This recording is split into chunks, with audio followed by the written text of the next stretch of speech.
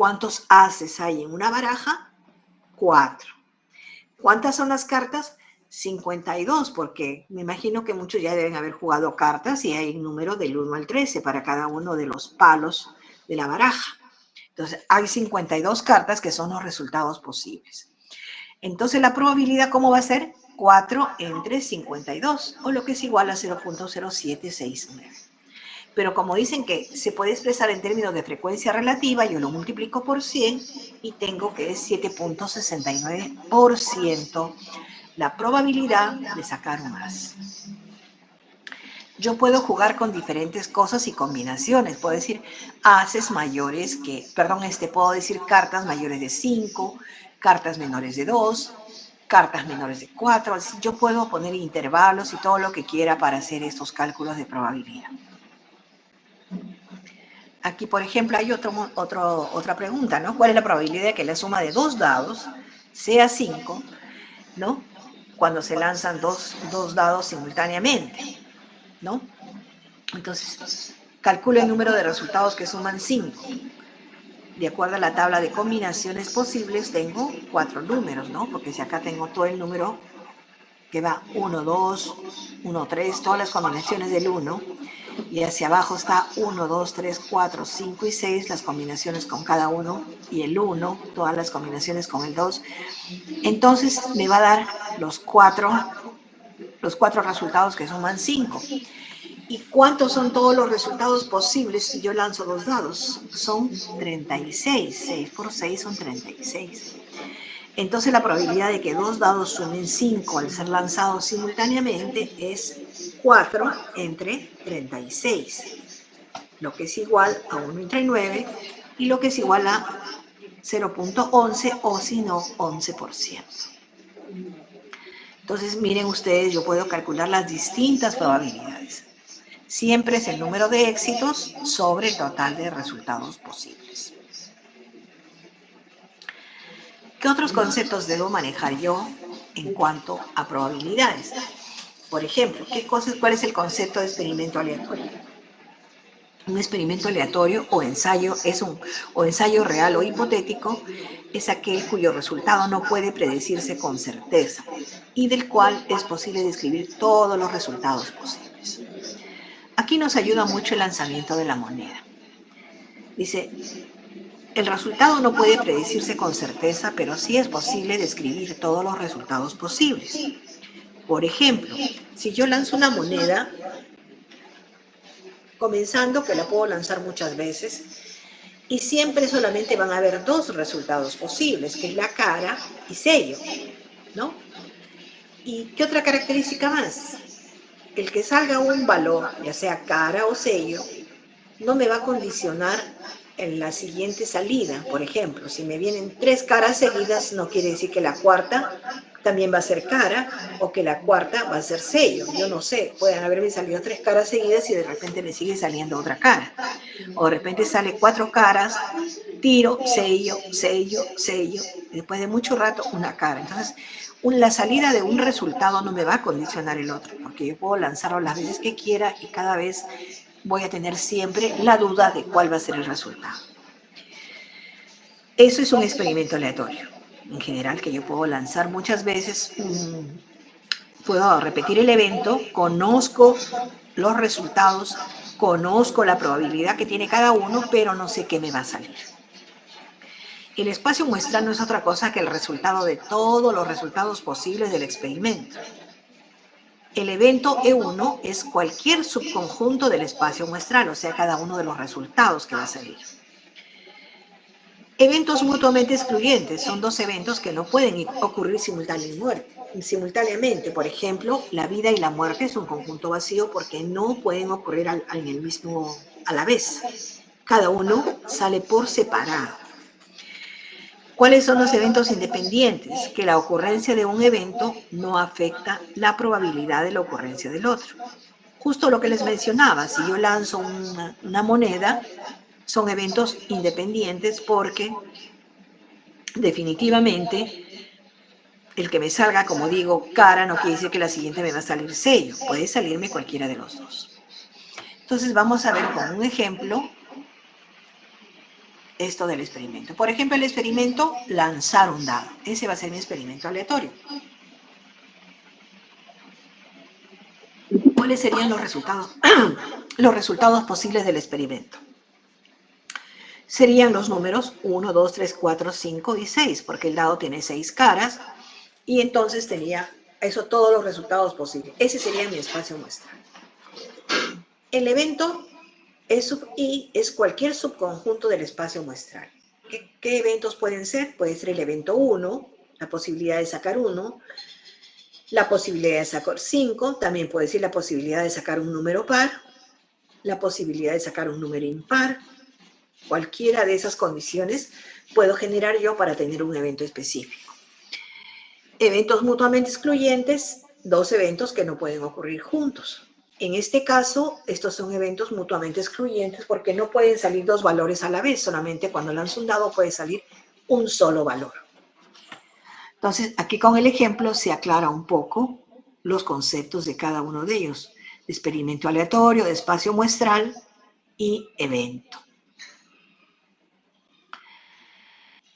Vamos a ver ahora qué propiedades tienen las probabilidades. Las probabilidades tienen varias propiedades. Una de ellas, la más importante, que dice, dado algún proceso con n resultados mutuamente excluyentes, por ejemplo, en la moneda, ¿no?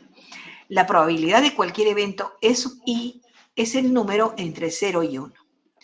Esto quiere decir que la probabilidad de cualquier evento siempre va a ser positiva, porque es entre 0 y 1, va a ser un número natural.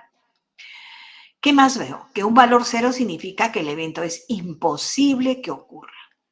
Y el valor 1 significa que el evento es seguro que va a ocurrir. Aquí tenemos en el medio un evento que tiene la probabilidad de un 50%. ¿Cuál es este evento? Justamente el lanzamiento de la moneda, cara y sello.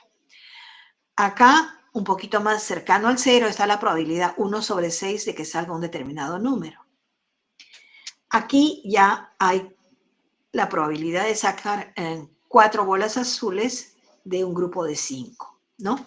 Entonces, aquí tenemos más o menos graficado cómo serían las probabilidades para cada uno de los casos, pero siempre va a ser entre 0 y 1, un valor positivo. Dice, la suma de las probabilidades de todos los resultados mutuamente excluyentes es igual a 1. O sea, la probabilidad de E sub 1, E sub 2, hasta E sub n es igual a 1. A esto se llama propiedad de exhaustividad.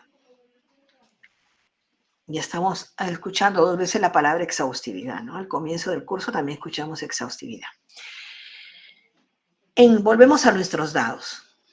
¿Cómo era la probabilidad que tenían cada uno de los números? 1 entre 6, 1 de 6, ¿no? Es la probabilidad que tienen cada uno de los valores de un dado para salir. Estos son resultados mutuamente excluyentes porque cuando lanzamos un dado solamente sale un número, nunca salen dos. Y entonces, ¿qué tenemos? La suma de todos estos eventos mutuamente excluyentes será 1 sobre 6, 1 sobre 6. ¿Y todo eso me da cuánto? Me da 6 sobre 6, que es igual a 1. Entonces, por eso dice que la suma de las probabilidades de todos los resultados mutuamente excluyentes es igual a 1.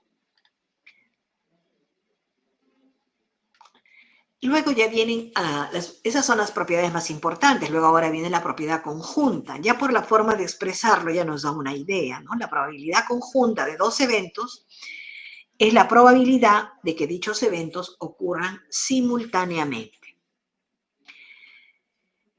Y para que ocurran simultáneamente, esto es la probabilidad de la intersección de los eventos A inter B.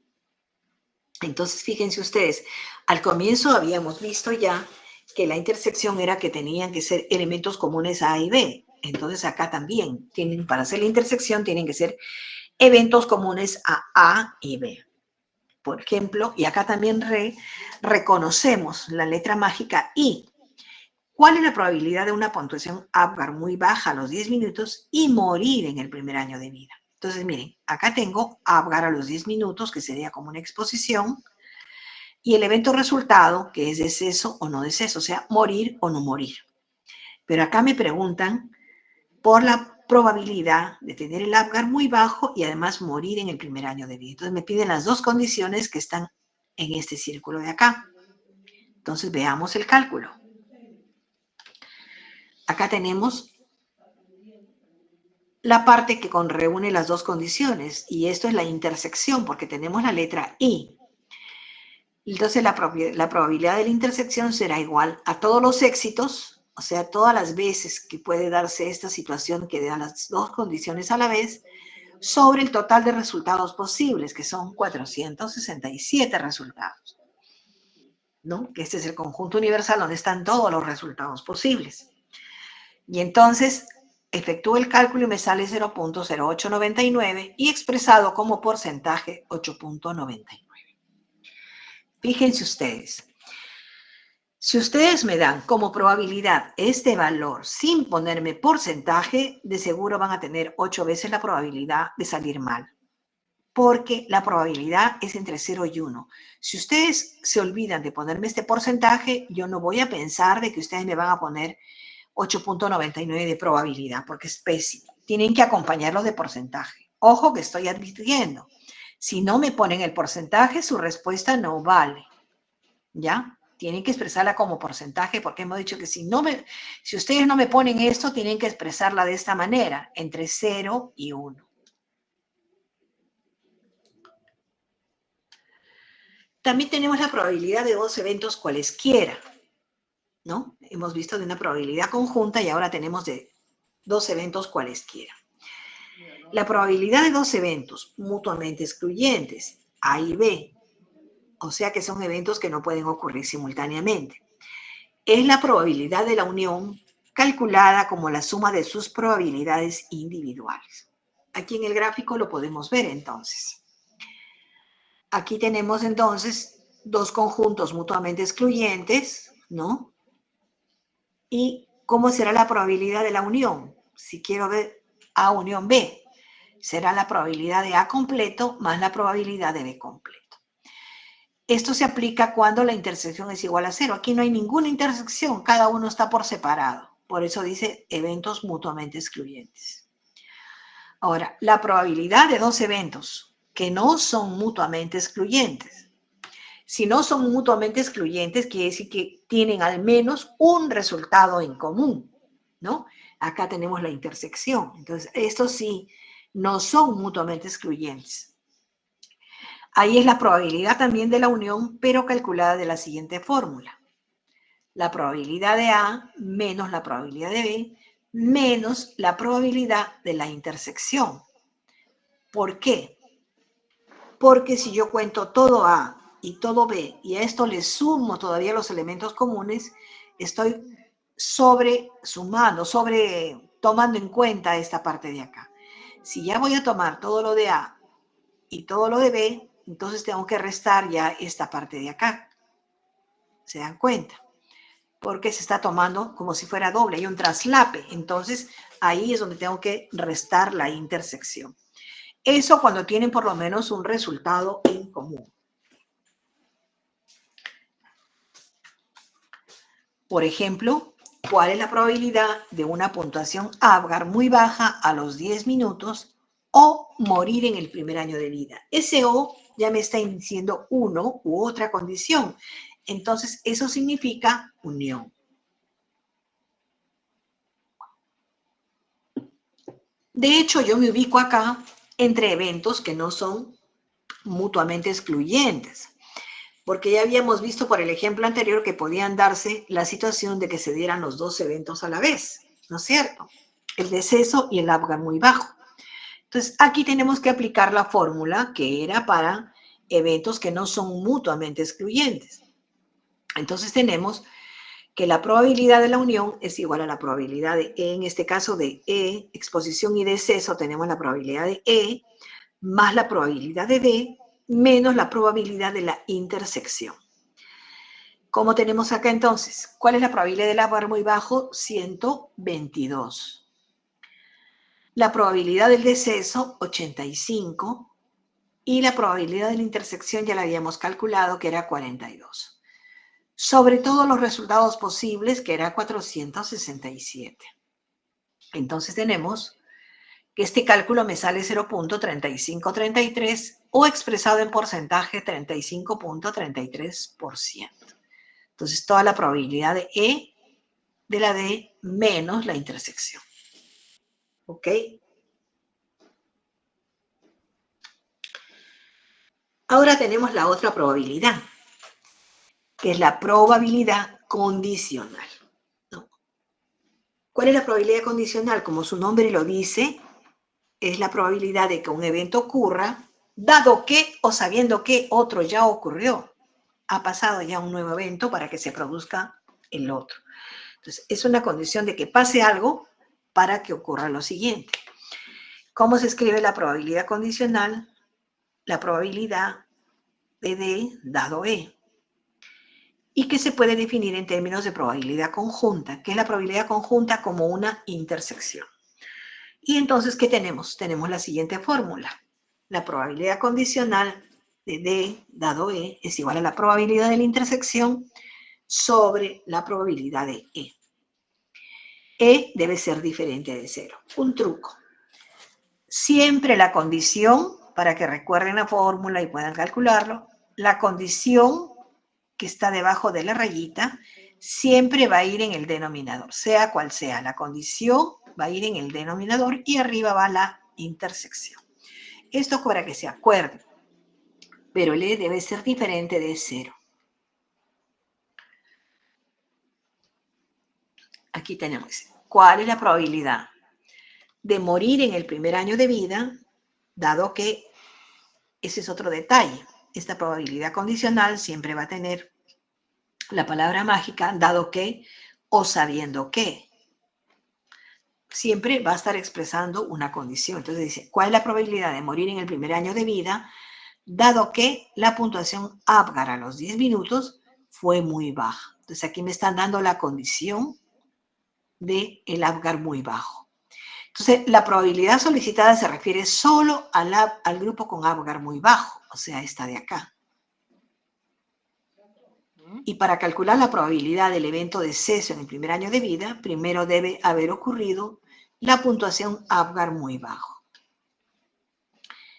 Aquí tenemos en símbolos ocurrencia del evento D, dado que ocurrió el evento E. Eso es lo que quiere decir.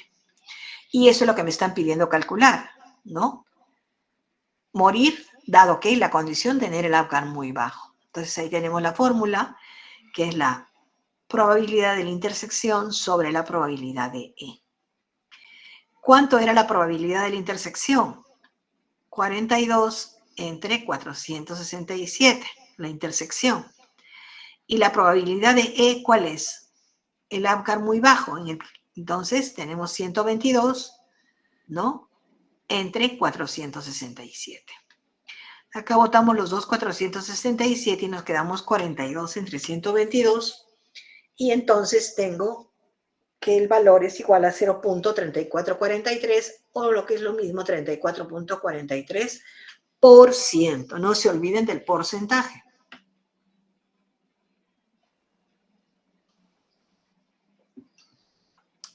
Preguntas hasta acá.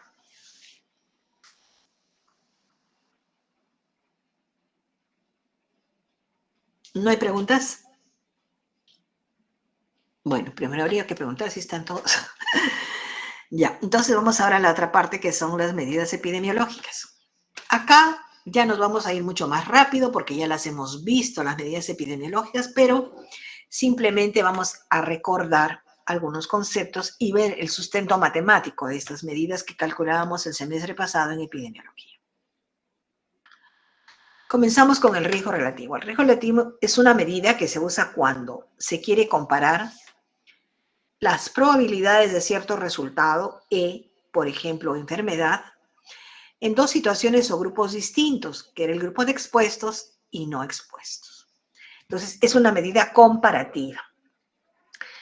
Entonces, el riesgo relativo es, por ejemplo, la probabilidad de enfermar dado que estás expuesto, ¿no? Entonces, es una probabilidad condicional, ¿no? Dado que la condición, ¿no? La probabilidad de enfermar dado que estás expuesto y la probabilidad de enfermar dado que no estás expuesto. Esta es la fórmula del riesgo relativo en términos de probabilidad. Pero hemos visto que cómo era la probabilidad. Si recordamos un poquito acá, la probabilidad de la intersección sobre la probabilidad de E, que es lo que tenemos acá, miren. Finalmente queda 42 de 122. La probabilidad de enfermar, en este caso de morir, dado que has estado expuesto, ¿no? Y eso es lo que pasa en el riesgo relativo, de estar expuesto, y aquí es la probabilidad de morir, ¿no? De morir dado que no estás expuesto, ¿no? Acá estás expuesto y no expuesto, son dos grupos. Y eso es lo que pasa en el riesgo relativo. La probabilidad de enfermar dado que estás expuesto sobre la probabilidad de enfermar dado que no estás expuesto. El riesgo relativo es una razón que relaciona el riesgo absoluto, hablando ya en términos de epidemiología, la tasa de incidencia en dos grupos de población que difieren por el grado de exposición a un factor determinado, ¿no? Esta es la fórmula que manejamos nosotros en nuestra área, que es la tasa de incidencia, y que nos indica cuántas veces es mayor la probabilidad de sufrir una enfermedad entre quienes están expuestos al factor respecto a los no expuestos. Entonces acá tenemos ya lo que manejamos nosotros, pero ese es el sustento matemático como una probabilidad condicional.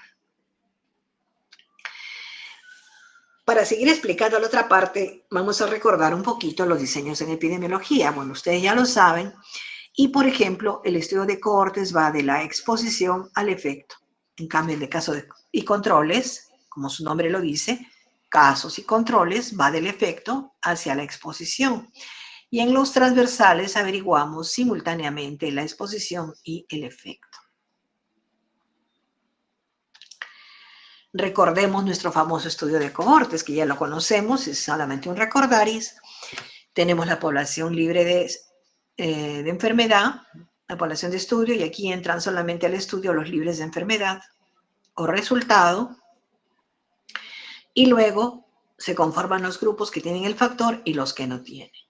Luego de un periodo de seguimiento, del que se conforman en el presente, se hace un seguimiento, y luego del seguimiento voy a tener enfermos y sanos en el grupo que tiene el factor y enfermos y sanos en el grupo que no tiene el factor. Y con esto hago la medición del riesgo relativo. ¿Por qué? Porque todos estos son casos nuevos y voy a tener incidencia y por eso puedo calcular el riesgo relativo. Entonces, por favor, volvemos a repetir que calculo el riesgo relativo cuando tengo incidencia y calculo el OR cuando no tengo incidencia. Quiero borrar de sus mentes que me digan cálculo OR porque tengo prevalencia. Con la prevalencia no calculan nada. Entonces, el OR porque no hay incidencia. Acá tienen ustedes la tabla tetracórica de 4 casilleros. Por favor, no se olviden de la letra A, ahora más que nunca. La exposición, que va en la parte de las filas, y los resultados en las columnas. Entonces acá tenemos como para hacer la intersección, ¿se acuerdan? Entonces era la probabilidad de enfermar dado que ha estado expuesto a la exposición, o sea, A sobre A más B, y la probabilidad de enfermar dado que no estás expuesto, C sobre C más D. Ahí tenemos entonces el riesgo relativo. Vamos a ver con el ejemplo. En el siguiente estudio de cohortes, ¿cuál es la relación? Aquí también antes de seguir, acuérdense que, por ejemplo, si nosotros escribimos un caso, ¿no? Así como en epidemiología, ¿no? Un caso en el cual hubo un periodo de observación o de seguimiento y se encontró que había un problema con la enfermedad de 4 cada 100 expuestos, ¿no? El número era 4 casos por cada 100 expuestos. Si en el periodo de seguimiento yo encuentro 4 casos cada 100 expuestos, ¿qué tipo de tasa es esa?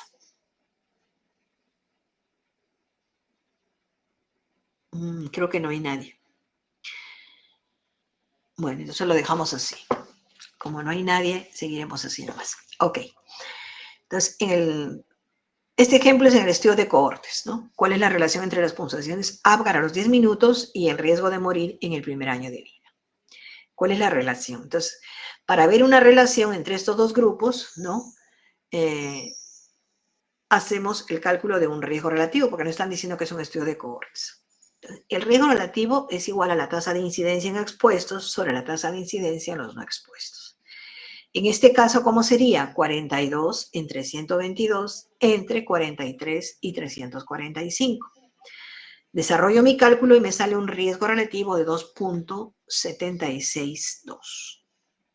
Ese va a ser el riesgo relativo. Después ya vamos a recordar y ver cómo interpretamos esto. En todos los estudios hemos dicho que no se puede calcular incidencia. Entonces tenemos, por ejemplo, en el estudio de casos y controles que iba del resultado. En el inicio del estudio se conforman los grupos por el efecto resultado. De ahí su nombre de casos y controles. Luego, en el pasado se busca el antecedente, ¿no? Se busca el antecedente del factor de riesgo. Entonces, aquí encuentro yo que han habido expuestos al factor de riesgo y no expuestos al factor de riesgo en el grupo de los casos, igualmente en el de los controles. Entonces, con esos resultados yo puedo calcular el OR. Aquí no tiene nada que ver la prevalencia. El odds ratio tiene otro concepto, ya no solamente es de la probabilidad condicional, sino que dice que no siempre es posible calcular la incidencia y se usa entonces una medida que no requiere incidencia, que es el odds ratio. Para un evento E que ocurre con una probabilidad P, el odds se define como P sobre 1 menos P. Esta formulita de P sobre 1 menos P es lo que se llama odds. ¿Cómo se interpreta? Como la probabilidad de éxito entre la probabilidad de no éxito. Éxito es que ocurra y la otra es no éxito, ¿no? Entonces, ¿qué tenemos acá? El OR es la probabilidad de enfermar, dado que estás expuesto, sobre la probabilidad de no enfermar, dado que estás expuesto, sobre la probabilidad de enfermar, dado que no estás expuesto, sobre la probabilidad de no enfermar, dado que no estás expuesto. En buen romance, que tienes odds entre los expuestos sobre el odds entre los no expuestos, ¿no? Entonces, esto de aquí es lo que nosotros trabajamos en el OR. Aquí tenemos entonces la probabilidad de enfermar, dado que uno está expuesto, o sea que está presente, sería A sobre A más B, y B sobre A más B, la probabilidad de no enfermar, dado que estás expuesto. En el denominador, la probabilidad de enfermar, dado que no estás expuesto, o sea, C más D, y la probabilidad de no enfermar, dado que no estás expuesto. Entonces, tenemos esto y simplificamos. A y B arriba y C más D abajo. Entonces nos quedamos que A sobre B y C sobre D, que es lo que nos da la fórmula final del odds ratio que nosotros hemos estado manejando todo el tiempo. Entonces, esta fórmula está basada en estas probabilidades de acá, ¿no? La probabilidad de enfermar, dado que estás expuesto, ¿no? Sobre la probabilidad de no enfermar, dado que estás expuesto. Entonces, básicamente, el sustento de estas dos medidas son las probabilidades. Aquí tenemos, en el siguiente estudio de casos y controles, cuál es la relación entre la toma de anticonceptivos orales y el desarrollo de trombosis venosa profunda.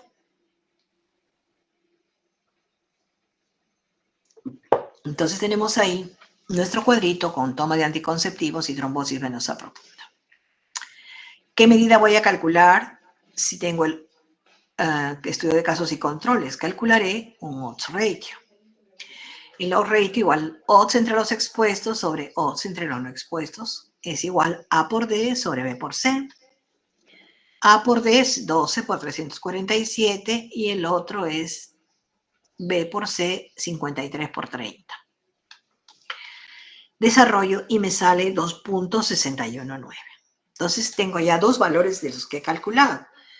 ¿Cómo voy a interpretar estos valores? Bingo. Esto ustedes ya lo deben saber hasta dormidos, porque esto es un trabajo del semestre pasado y algunos todavía han reforzado sus conocimientos en verano, ¿no? Ojalá que esta vez no tengan que reforzar sus conocimientos en verano. Entonces, ¿cómo interpretamos el riesgo relativo y el OR? ¿Se acuerdan ustedes? Por favor, que estén atentos porque esta es la interpretación que voy a pedir. Entonces, ¿qué tenemos? Que cuando el riesgo relativo sale entre 0 y 1, comenzando, decimos que hay asociación o que hay más riesgo cuando es mayor que la unidad.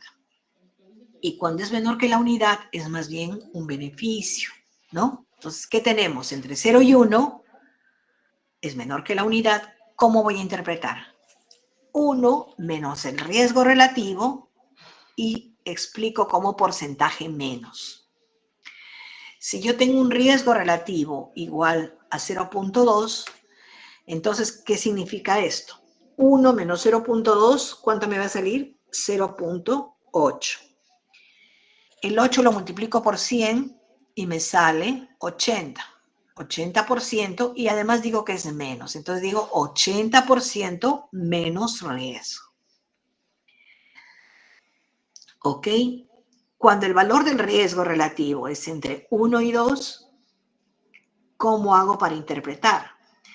Riesgo relativo menos 1 y eso es porcentaje más. Entonces le quito el valor de 1 para saber cuánto excede en el riesgo. Entonces para un riesgo de 1.5, ¿qué hago? 1.5 menos 1 me queda 0.5. Lo multiplico por 100 y me da 50% más riesgo. ¿Ok?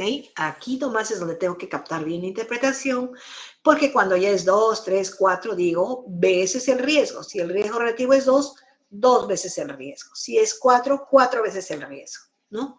Pero aquí es el pequeño detalle. ¿Qué cosa es importante para interpretar adecuadamente el riesgo relativo? ¿Qué elementos son importantes?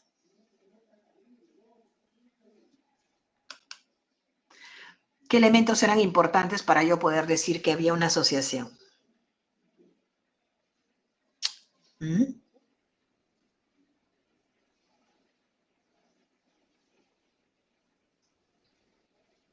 A ver, Jimena, ¿qué era importante?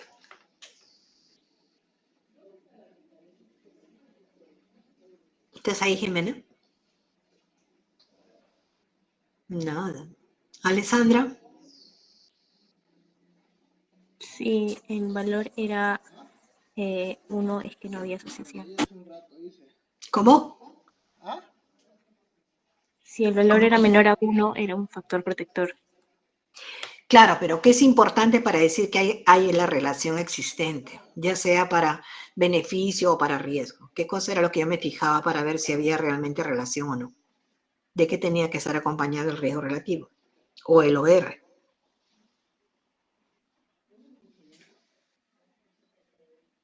A ver, Antoine.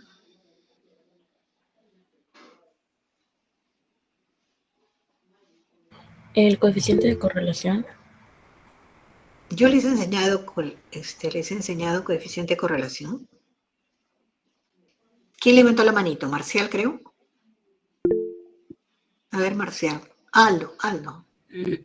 ¿Es el intervalo de confianza? Claro, los intervalos de confianza. Si el intervalo de confianza, el riesgo relativo puede salir 4.5, pero si el intervalo de confianza contiene qué cosa, a ver, completa la idea. Es si La unidad. ahí variaba si es que era La unidad, en ya la se unidad o acordaron. no. Si el intervalo de confianza contiene la unidad, entonces no hay asociación. Fíjense que estamos explicando todas estas cosas y ya no hemos puesto más énfasis porque esa es una cosa que ya viene aprendida del semestre pasado. Se los estoy recordando. Ya les estoy diciendo que, por ejemplo, de repente no les voy a dar de frente la incidencia, pero sí les voy a decir que dentro del periodo de seguimiento se encontró que habían que se enfermaban 4 de cada 100 expuestos. Entonces, yo no necesariamente ya esos 4 de cada 100 expuestos, ¿qué quiere decir? ¿Qué tipo de tasa es? ¿Qué tipo de tasa es? Si digo que durante el periodo de seguimiento se encontraron 4 casos de cada 100 expuestos. ¿Qué tipo de tasa es? Incidencia. Claro, incidencia. Entonces no estén buscando que yo les diga específicamente tasa de incidencia, porque ustedes leen y ya se interpreta que es la tasa de incidencia, ¿no?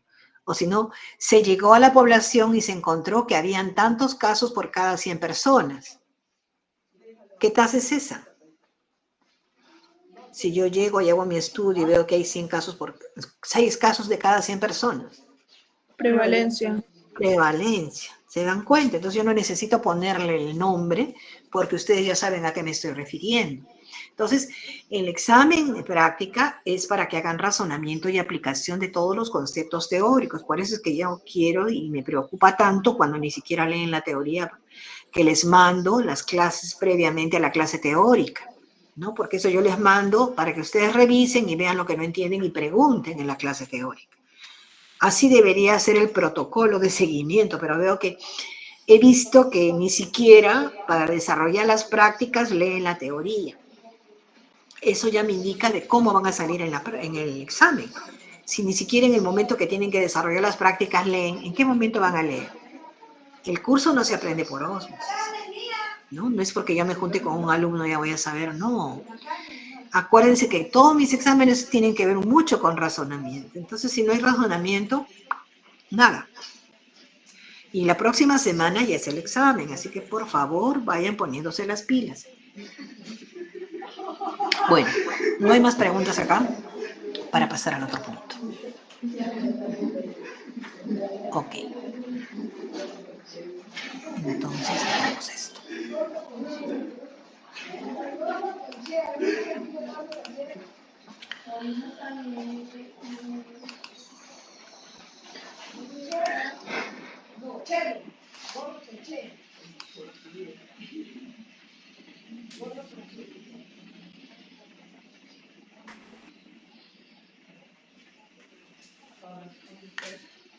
¿Se está viendo bien? ¿Sí? ¿Se está compartiendo bien? Sí. Ya, ok.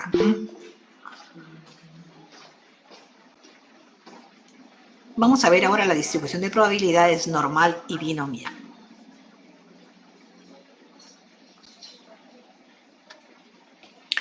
Vamos a revisar el concepto de una variable aleatoria. ¿Qué cosa es una variable aleatoria? La variable aleatoria no es otra cosa que un valor numérico que representa el resultado de un experimento aleatorio. Estas variables pueden ser discretas o continuas. En este parrafito de acá, ¿a qué tipo de variables me estoy refiriendo? De las que hemos visto. Cuantitativas. Cuantitativas. Ojo, que son variables cuantitativas porque me habla que pueden ser discretas o continuas. Dice, los experimentos o fenómenos aleatorios son aquellos que están regidos por el azar, por eso se llama aleatorio. Y tienen las siguientes características, básicamente ya lo hemos mencionado. Se pueden repetir indefinidamente en las mismas condiciones, ¿no? Ahí está el experimento aleatorio, lanzar la moneda, ¿no? Se pueden repetir indefinidamente en las mismas condiciones. Puedo estar toda la mañana lanzando mi moneda o todo el día, ¿no? Antes de lanzar la moneda, antes del experimento se conocen todos los resultados posibles. Antes que yo lance la moneda ya sé que tengo cara y sello. Todo el día voy a estar con cara y sello. Pero no es posible tener la certeza de cuál será el resultado del experimento. O sea, yo lanzo, pero no es lo que hemos dicho. Puedo sacar 5 sellos, una cara, de repente lanzo 10 veces y no me sale ni un sello. Entonces, no me condiciona el resultado que sigue, ¿no? No es posible. Y entonces, por lo tanto, no sé cuál de los dos va a salir. Y algo más, como son dos resultados, ¿no? Cara o sello, la probabilidad con la que yo lanzo la moneda es constante, porque siempre hay un 0.5 de probabilidades para la cara y 0.5 para el sello, ¿no? Entonces, estas probabilidades son iguales encima, son conocidas, ¿no? Y se pueden repetir Estoy calato, pues, en baja, las pero mismas también no condiciones pesa mucho, varias chistoso. Ya le veces, ¿no? ayudé ya a llevar Entonces, las esas cosas, todo características chistoso. para los fenómenos aleatorios. Acá hay un concepto importante que es el de la distribución de probabilidad. Dice, la distribución de probabilidad de una variable aleatoria es aquella que contiene todos los resultados probables de ocurrir en un experimento aleatorio. El experimento aleatorio puede ser cualquiera que nosotros diseñemos, ¿no? Y presenta la probabilidad para cada valor, mostrando la relación entre la variable aleatoria y las probabilidades de ocurrencia. O sea, tengo cada categoría de los valores y con qué probabilidad va a ocurrir ese valor. Entonces, si se conocen todos los valores de una variable aleatoria junto con sus correspondientes probabilidades, tenemos entonces lo que se llama una distribución de probabilidad. Entonces, no es otra cosa que cada uno de estos valores con su probabilidad al costado. Y a eso se llama distribución de probabilidad. Por ejemplo, ¿cómo sería la distribución de probabilidad para el lanzamiento de la moneda? Sería cara igual 0,5 y sello igual 0,5, porque ahí está cada uno de los valores con su probabilidad. Entonces sería esa la distribución de probabilidad. Para una variable discreta. Dice, una variable aleatoria discreta es aquella cuyos resultados se pueden contar. Asume un número limitado de valores que son los números enteros. Eso ya lo habíamos visto, ¿se acuerdan? Cuando hablamos de camas hospitalarias, respiraciones, los goles de un partido, el número de hijos, el número del personal de salud, todo lo que sea número de veces o número de personas. ¿Por qué? Porque son números enteros, no hay ningún valor pequeño entre una unidad y otra, ¿no? Entonces, acá bien dice, número de veces que se obtiene el número 5 al lanzar 4 dados, ¿no? Lanzo 4 dados, yo no digo, es en 3.5 veces se encuentra, no hay 3.5 veces, son veces completas. Número de hijos en mujeres en edad fértil también, no hay 1.5 hijos, porque son o 2, o 3, o 1, lo que sea. Entonces, aquí tenemos, dice, la distribución de probabilidades de una variable aleatoria discreta son todos los valores posibles de la variable con sus respectivas probabilidades de ocurrencia. Estos se pueden presentar en una tabla, un gráfico u otro sistema que cumpla con los objetivos de presentar entonces el valor y su probabilidad. Aquí, por ejemplo, en la tabla es lo más explicativo. Siempre las tablas es lo más exacto. Entonces tenemos número de hijos, sin hijos, o sea, que no tenga un hijo, 2, 3, hasta 5 hijos. En ese experimento aleatorio se ha encontrado que hay hasta 5 hijos. La probabilidad basada en la frecuencia relativa. Entonces tenemos 15 entre 65 y así sucesivamente. La suma de todas las probabilidades, que son de eventos mutuamente excluyentes, porque si tiene un hijo no va a tener dos. Es un hijo solamente que puede tener. Entonces, la suma de todas ellas es igual a 1. También puedo hacer el cálculo de la probabilidad acumulada, ¿no? Entonces, acá tengo, por ejemplo, el gráfico de una probabilidad acumulada. Comienzo con 0.23 y luego 23, 0.6 casi, el 56 está muy cerca del 6, y acaba en el 1. Entonces, es una probabilidad acumulada de la tabla, ¿no? Que hemos sacado. ¿Por qué pone frecuencia relativa acumulada y frecuencia relativa? Porque hemos dicho que este es el concepto de probabilidad basado en la frecuencia relativa. También puede ser un gráfico de barras en el cual la probabilidad de 0 es igual a 0.23, la de 1 es igual a 33 y así sucesivamente, ¿no? Entonces, cualquiera de ellos es una distribución de probabilidades para esta variable discreta número de hijos, ¿no? Número de hijos en mujeres en edad fértil. Entonces, miren, esto es para una variable discreta.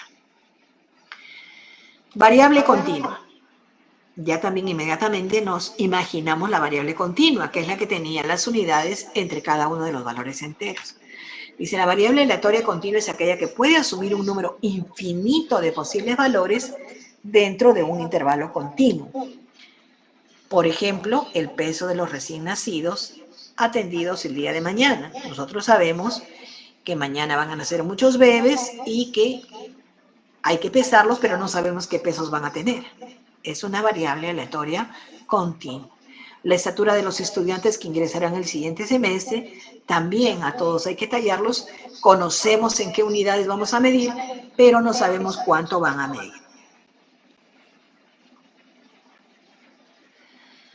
¿Cómo es la distribución de probabilidades de una variable continua? aquí ya la cosa cambia. La distribución de probabilidades de una variable continua es una función, un modelo matemático. A diferencia de la otra, que era muy sencilla, la continua es un modelo matemático que da lugar a las curvas y las probabilidades van a ser áreas bajo la curva. Estas áreas sombreadas de aquí, estas son las probabilidades. Aquí, por ejemplo, ¿qué tenemos?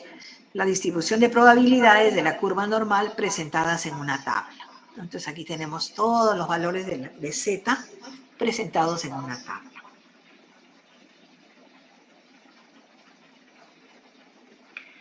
Vamos ahora a hablar un poco acerca de la distribución binomial.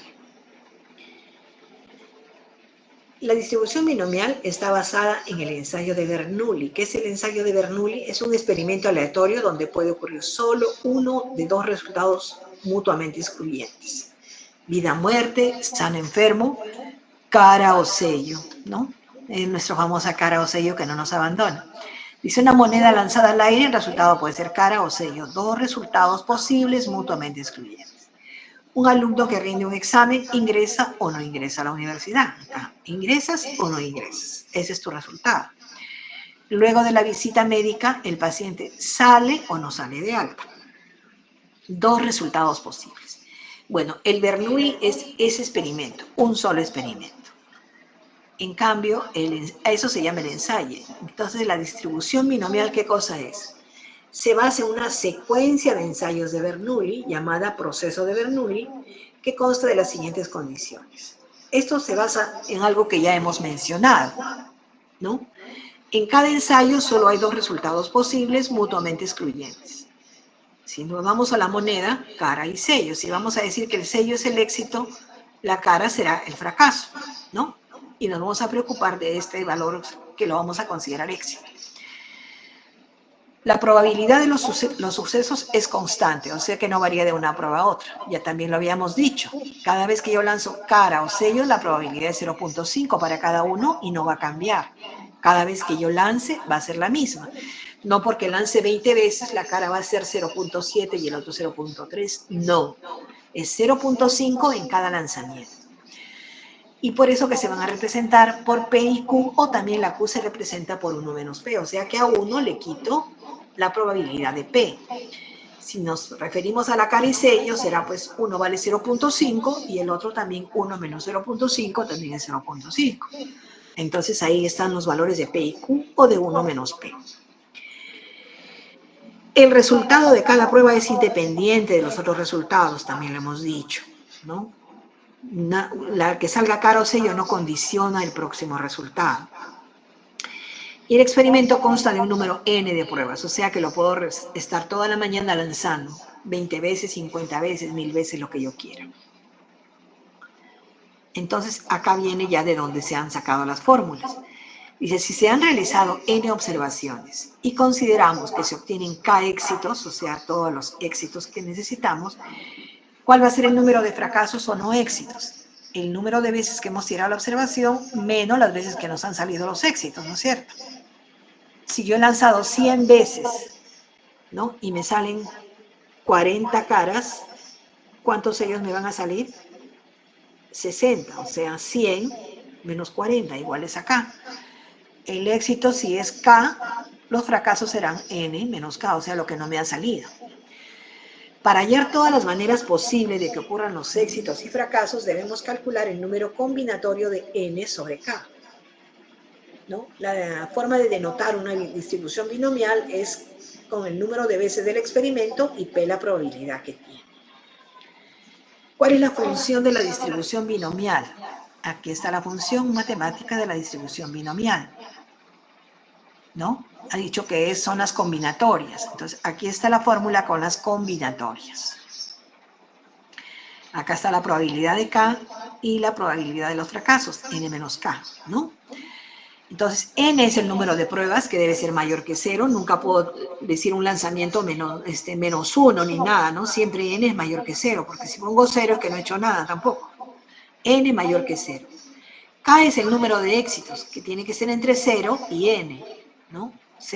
No me puede salir menos 1 ni nada, es entre 0 y N. Y P es la probabilidad de éxito. También la probabilidad siempre es entre 0 y 1. Entonces, con estas consideraciones vamos a ver un ejemplo. Dice, un medicamento de aplicación intramuscular produce reacciones adversas en 7 de cada 1000 oportunidades. ¿Cuál será la probabilidad que al aplicar 50 dosis se produzca una reacción adversa? Aquí tenemos la fórmula que hemos visto, ¿no? Esta fórmula, en la cual nos dice qué significa cada una de las letras. Acá, esto mismo está acá. Pero para este ejemplo, ¿cómo es? ¿Cómo es cada una de estas letras en el ejemplo? N es el número de pruebas, o sea, dice cuál es la probabilidad de que al aplicar 50 dosis, o sea, N es igual a 50. K el número de éxitos, se produzca una reacción adversa, entonces K es igual a 1. P es la probabilidad de éxito. Cuando se produce la reacción adversa, 7 de cada 1000, o sea, 0.007. Entonces, estos son los datos que tengo para reemplazar acá en la fórmula, ¿no? Para K igual 1, que es una reacción adversa. Entonces, desarrollo toda esta fórmula y me sale ¿cuánto? 0.248, o lo que es igual a 24.8%. Entonces, esto lo puedo desarrollar acá. Esto con una calculadora también sale, porque yo tengo factoriales en la calculadora y puedo sacar este valor. Ahora, para las tareas yo puedo usar otro mecanismo más fácil, que es usando el Excel, ¿no?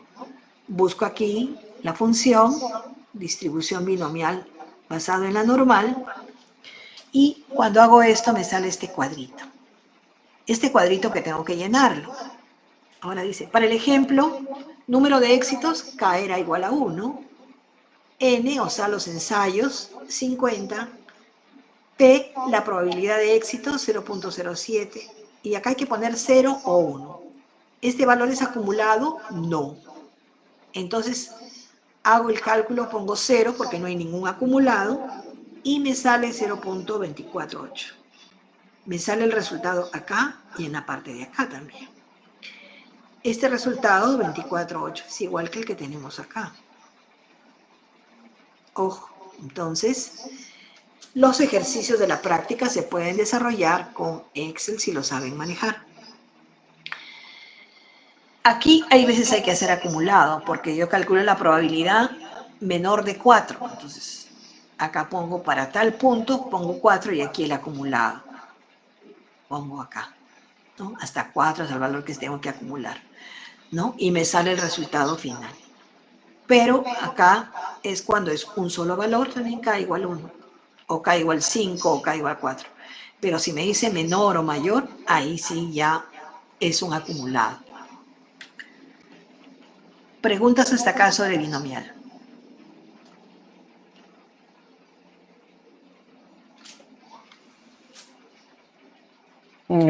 ¿Podría repetir la última parte del acumulado, por favor? Bueno, en la práctica lo vas a ver más. Simplemente que acá, si te das cuenta, K es igual a 1. O sea, un solo valor, un solo punto, ¿no? También puede ser 4 o puede ser 2 o el número que tú quieras, pero es un número entero, uno solito.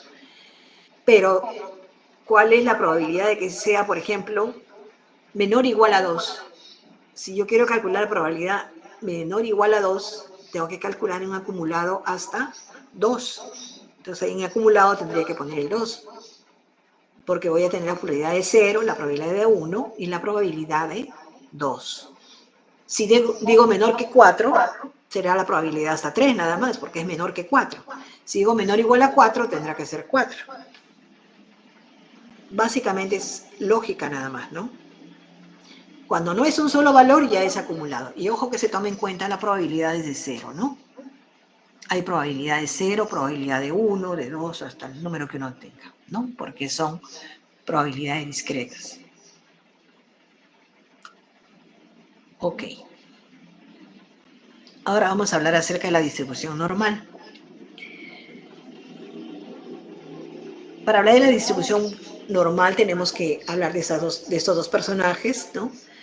la cual fue reconocida por primera vez por el francés Abraham de Moivre, pero posteriormente fue el alemán Carl Friedrich Gauss quien formuló la ecuación de la curva, ¿no? De ahí que también se le conoce como campana de Gauss. Ustedes van a escuchar muchas veces que dicen la campana de Gauss y se refieren a la distribución normal, a la curva normal.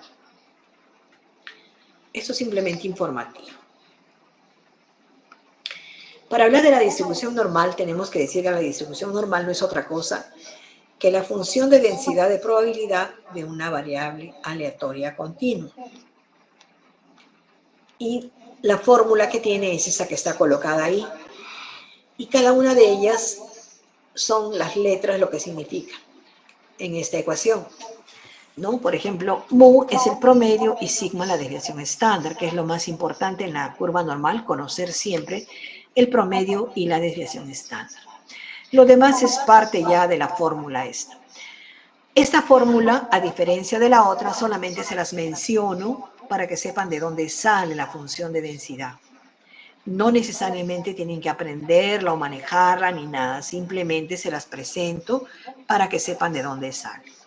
En la otra quizás si no saben manejar el Excel van a tener que usarla, pero para la distribución normal no tienen que aplicar para nada esta fórmula, simplemente se las estoy poniendo para que sepan de dónde se deriva.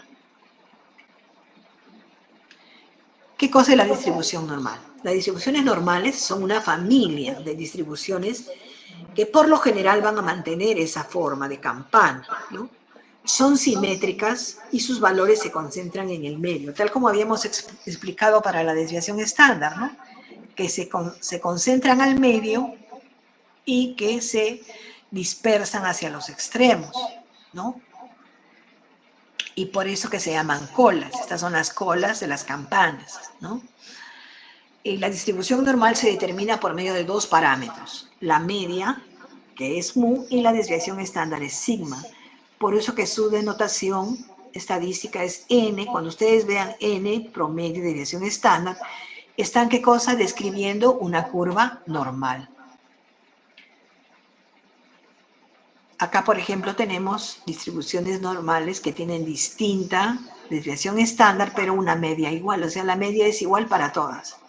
Pero fíjense, cuando la desviación estándar es grande, la curva se va aplastando, ¿no? Y cuando es más pequeña la desviación estándar, la campana, la curva sale más alta, ¿no? Porque están concentrados los valores alrededor de la media. Acá tenemos, por ejemplo, distribuciones normales con diferente media. Las medias están dispuestas en cualquier punto de la línea, pero la desviación estándar es igual en todos los casos. O sea, la misma amplitud la tienen todas, solamente la ubicación del punto para la media están en distintos lugares.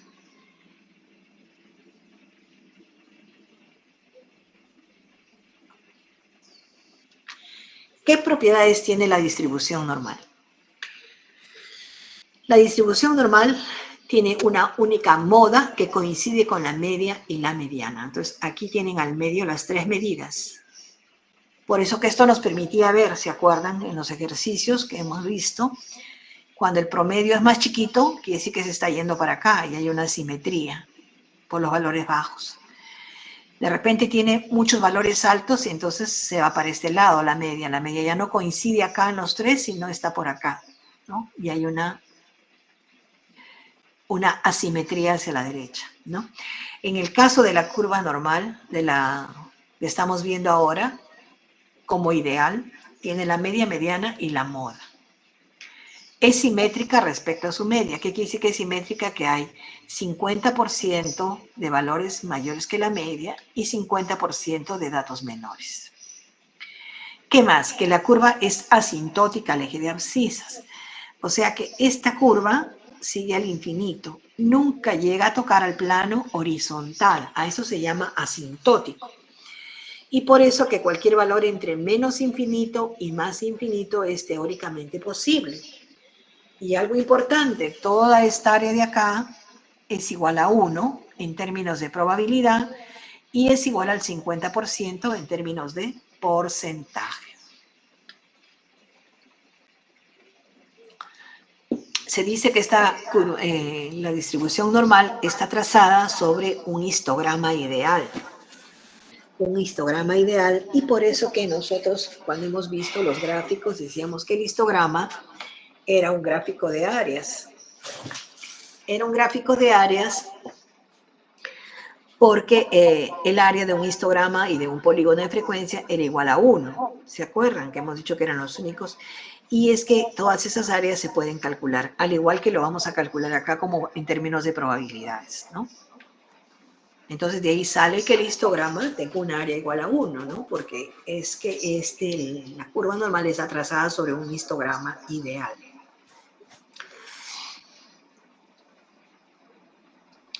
¿Qué propiedades tiene la distribución normal? Dice, la distancia entre la línea trazada entre la media y el punto de inflexión de la curva es igual a una desviación estándar. Aquí entonces, cuando ya comienza a caerse la curva, donde le salen las colitas, eso le llaman una línea de inflexión. Y es igual a una desviación estándar. Cuanto mayor sea la desviación estándar, más aplanada será la curva. Bueno, eso ya lo sabemos.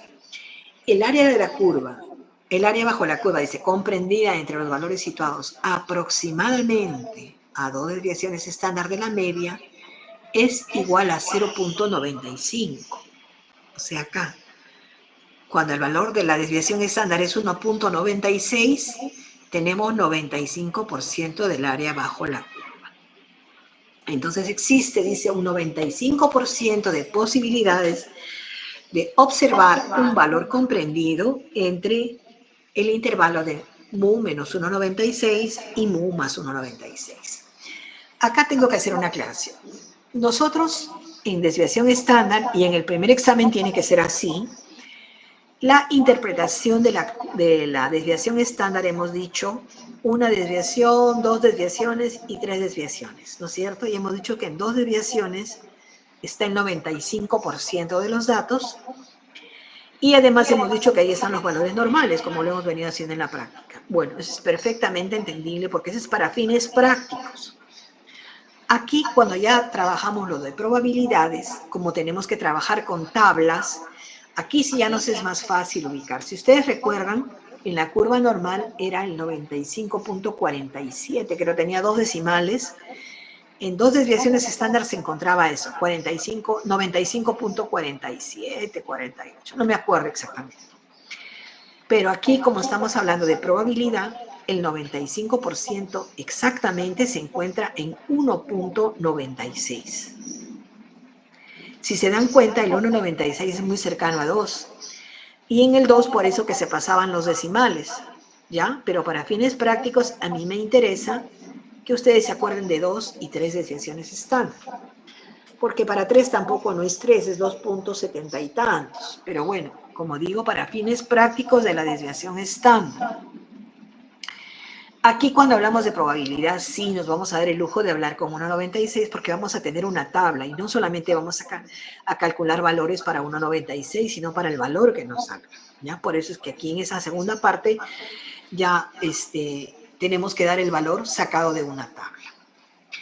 Dice, la forma de campana de Gauss depende de los parámetros de promedio y desviación estándar. Claro, esto es lo que da forma a la curva. ¿Se acuerdan que hemos dicho cuando la desviación hay poca variabilidad, la campana es más alta, ¿no? Entonces, esos son los que van a dar la forma a la campana. Entonces, aquí tenemos que en 1.96 está el 95%. Acá tenemos los valores. Ahí está, 95.44 es en 2 desviaciones. Acá está más exacto. En 2 desviaciones, 95.44. En 3, 99.74. Y esta colita más chiquita es 0.13. Esto nos da más o menos una idea aproximada de la concentración de los datos en una distribución normal, ¿no? Para ver de dónde sale.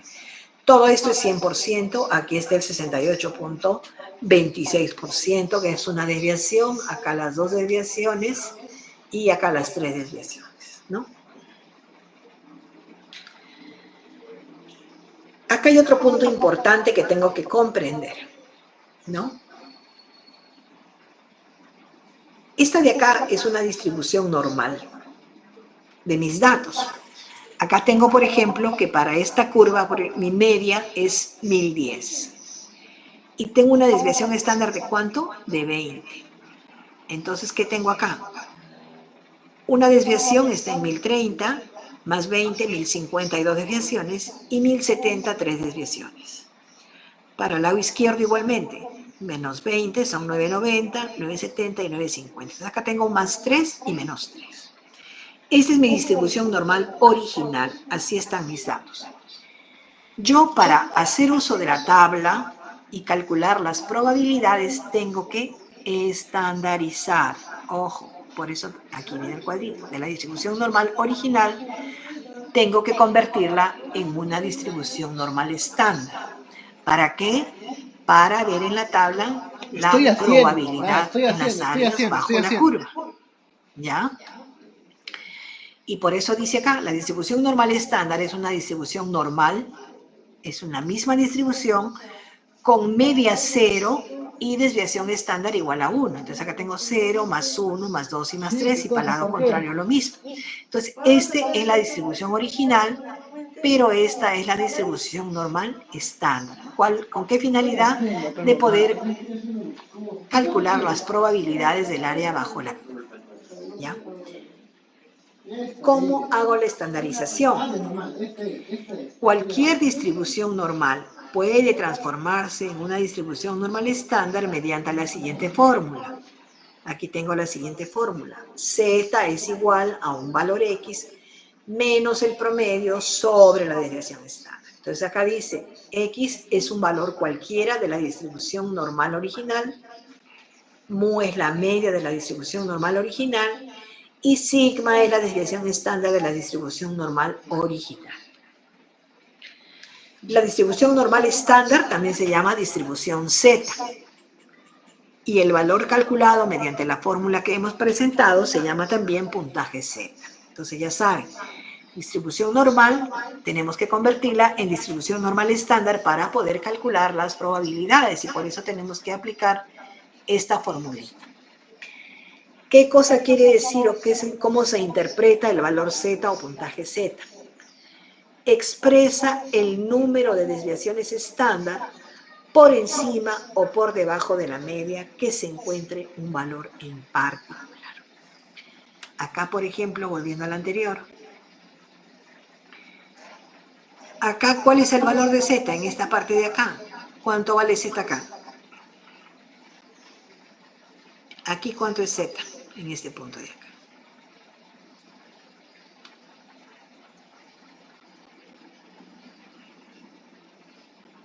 Nada.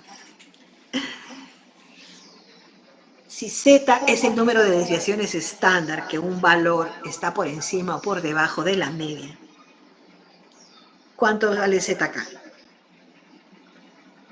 Z es igual a ¿cuánto? ¿Cuántas desviaciones estándar hay hasta acá? Uy, no hay nadie en sala. Bueno, entonces seguiremos.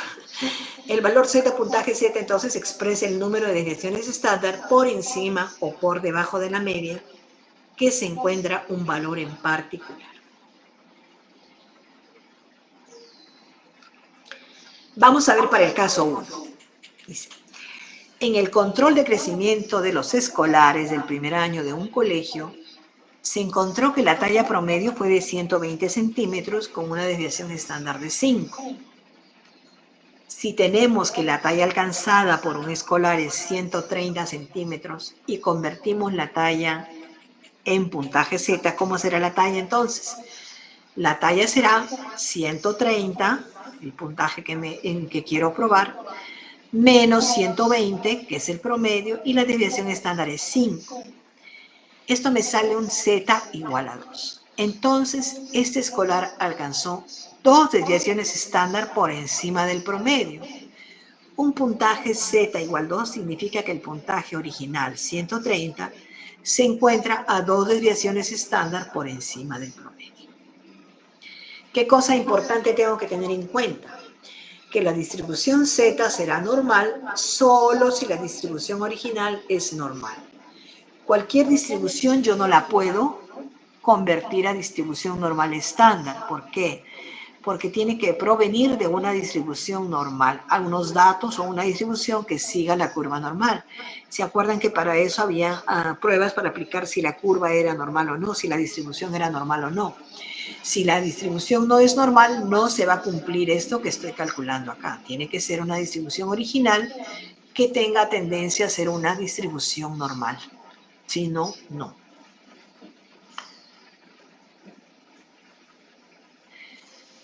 Están atentos todos para poder explicar estos ejemplos, si no, por gusto estoy haciendo la clase. Sí, profesora, sí estamos. Porque he hecho preguntas tan sencillas y nadie ha respondido que yo no sé si están atentos o no.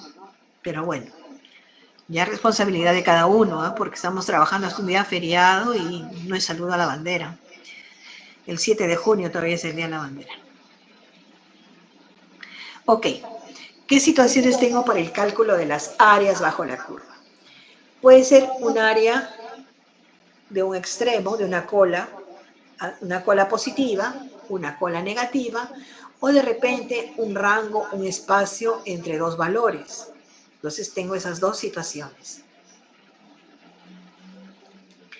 El ejemplo 1, si la talla de los escolares presenta una distribución normal con un promedio de 120 y una división estándar de 5, ¿qué proporción de las tallas están por encima de 132.5? Entonces, si mi promedio es 120 y mi desviación estándar es 5, me están preguntando entonces por encima de 132.5, o sea, me están preguntando la cola hacia la derecha, estaría en esta situación de acá, la cola hacia la derecha. Entonces hago mi cálculo. Primero se calcula el puntaje Z para 132.5, entonces 132.5 me sale un puntaje Z de 2.5. Según lo que hemos hablado, este 2.5, ¿cómo se interpretaría? ¿Está a cuánto? 2.5 divisiones estándar de la media. Ah, por encima del promedio. Muy bien, por lo menos uno siquiera está mirando. Ok, segundo, este puntaje lo busco en la tabla de Z. Y luego se determina el área bajo la curva que le corresponde. Hay que observar cuidadosamente el área que representa los valores en la tabla. Por ejemplo, acá, bueno, eso está para adelante, pero en la tabla, ¿por qué? Ahora vamos a ver por qué. Esta tabla, esta es como la que yo les he pasado. Acá tiene, por ejemplo, en el lado izquierdo, en esta columna, están todos los valores con el primer decimal. Y en la parte de arriba está el segundo decimal. A mí me salió 2.5, o sea, 2.50. 2.5 y el segundo decimal es 0, porque salió exacto. Entonces, 2.50, el valor que le corresponde es 0.993790. Bueno, acá le he puesto 9938. Generalmente 4 dígitos es más que suficiente. Pero además las tablas se acompañan de un grafiquito de esta manera. Un grafiquito que me está sombreando una parte. Entonces, quiere decir que en la tabla me va a dar esta parte. Pero yo necesito esta, yo no necesito esta parte. Pero es una gran ayuda, porque yo necesito esta, pero me está dando esta. Y yo sé que toda esta campana es igual a 1. Entonces ya, por lo menos, es una ayuda. También puedo tener la suerte, o de repente, dependiendo de lo que me pregunten, puedo tener otra tabla. Esta tabla también tiene el mismo criterio. Aquí está el primer decimal en el lado izquierdo y acá arriba está el segundo. Entonces busco mis 2.50, pero miren, también siempre se acompaña de un grafiquito donde está sombreado. Esta es la parte que me va a dar esta tabla. Y para 2.50 es igual a 0.062. Entonces, miren, si usamos la tabla 1, en la cual el sombreado estaba hacia la izquierda, tendríamos que hacer lo que he dicho, ¿no? 1 menos 0.9938 es igual a 0.062. Si usamos la tabla 2, en la cual me da la colita, y yo necesito lo que está para la derecha, me da de frente. El área se obtendrá de una manera directa. Por lo tanto, solamente el 0.062%, porque este es lo de la tabla como probabilidad. pero a mí me dicen qué proporción, entonces tengo que multiplicarlo por 100 y me sale 0.062%. Es la talla que tendrá un valor mayor de 132.5. ¿Ok? Entonces, por eso dice que hay que tener cuidado cuando miremos en la tabla, ¿no? ¿Qué tabla nos ha tocado? ¿Cuál es la parte sombreada? Y todo eso. Acá tenemos otro ejemplo. Se desea saber qué proporción de escolares tendrán una talla comprendida entre 125 y 130. Entonces yo puedo, ¿cómo haría para encontrar este pedazo? Calcularse la proporción de escolares con talla menor de 130, o sea, de acá para acá, y la proporción de escolares con talla menor de 125, o sea, de acá hacia allá. Y por diferencia voy a encontrar entonces el pedazo que me interesa. Entonces calculo primero para 130 y me sale igual a 2. Busco en la tabla 1 y me sale toda esta parte de acá, .9772. En la otra tabla que me da la colita me sale .0228. Para el otro valor, 125 me sale igual a 1. Con la tabla 1 me sale 0.8413 y con la tabla 2, .1587. Entonces, ojo que acá es que yo manejo una tabla o manejo esa, sino que estamos poniendo el ejemplo con las dos tablas para ver cómo maneja cada una. ¿Cuál sería la diferencia de proporciones? Si trabajo con la tabla 1, será 0.9772 menos .8413. Esto me da una probabilidad de 0.1359 y si lo expreso en porcentaje, 13.59%. Si está utilizando la tabla 2, tendré pues .1587 menos 0.0228. Y tendré ¿cuánto? Igualito, .1359%. Entonces, el 13.59% de escolares tiene talla comprendida entre 125 y 130. ¿Ok? Ese es para hallar un espacio entre dos valores. Pero también tengo la ayudita con el Excel, ¿no es cierto? Acá tengo la distribución normal N y luego tengo los valores acá. ¿Cuánto era el promedio? 132.5, la media 120, la desviación estándar 5. Acá sí tengo acumulado siempre, pongo 1 y me sale ¿cuánto? 99.37, ¿no? Ese siempre me va a dar este acumulado de acá, ¿no? Y en el anterior también salió pues el 97.7, ¿no? Entonces aquí tengo el acumulado de acá. Entonces tengo las dos formas. Recordar que no se puede calcular área sobre un punto, ¿no? Por lo tanto, en el caso de las distribuciones normales, que son variables cuantitativas continuas, siempre se va a calcular intervalos. Pueden ser mayores o un espacio entre dos valores o menores que, ¿no?